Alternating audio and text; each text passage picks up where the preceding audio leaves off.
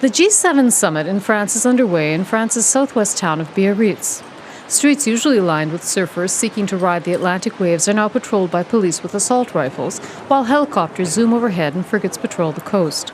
Some 13,000 police officers have been drafted into the seaside town to secure it and prevent any violent anti-globalization demonstrations.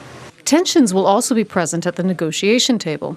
Brexit Britain's overtures to U.S. President Donald Trump risk complicating the search for common ground this weekend at a G7 summit overshadowed by a transatlantic rift over trade, Iran, and climate change. The combination of two personalities who are not well known for their self-control is indeed going to be an unprecedented occasion. They will probably get along like a house on fire, or they will pretend to. Whether this will be simply a sideshow which will create some distraction and possibly even amusement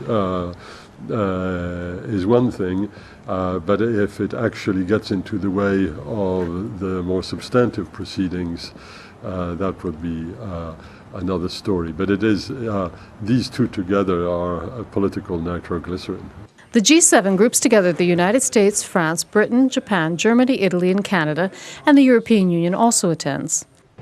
The China-US trade war has spurred anxiety over a global economic slump, and European powers are struggling to diffuse tensions between Washington and Tehran. The crisis in Kashmir and street protests in Hong Kong may also be discussed during the talks in France's surf capital of Biarritz. And here's a paradox, if the G7 is not dominated by a surprising event or a sudden event like the Chinese army marching into Hong Kong, that sort of event, then the final statement would be essentially about inequality, climate change. I don't see President Trump accepting to sign on to a final statement on this sort of issue. Indeed, in Canada, that's what happened. He refused to sign on to a final statement. Conversely, if a given event does dominate the proceedings, and Hong Kong, once again, is a possible candidate for that, it's quite possible that the G7 would come to a common view on how to react to that event. Many of the leaders are under domestic pressure.